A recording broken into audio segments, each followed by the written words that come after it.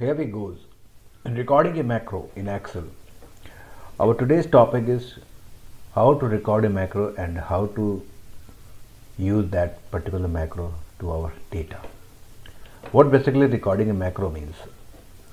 You just see there is a developer tab, and in this here we can find a record macro button. So now with this data, what we want to do?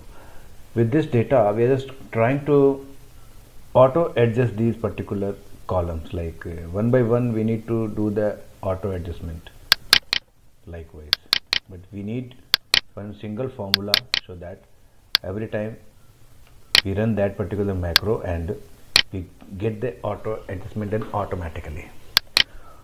To do that, we are just going to record a macro. So just click on record macro button and we give the name auto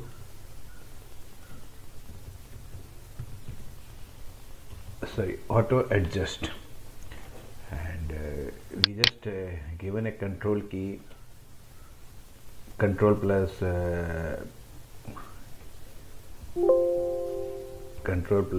we given K, shortcut key for this store macro in this workbook only, and description we can give or we can left blank. We put okay, and now recording started. You can see here stop recording, and even you can also see here the macro is recording. Whatever we are just doing, whatever act we are doing in this particular sheet now is all going to be get recorded.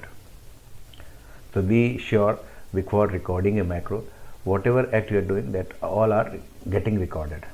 So now our target is to auto adjustment. Now select all over here, this particular point.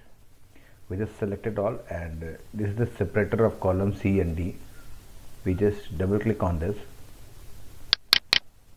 So everything got separated, auto adjustment done, and now we stop the recording.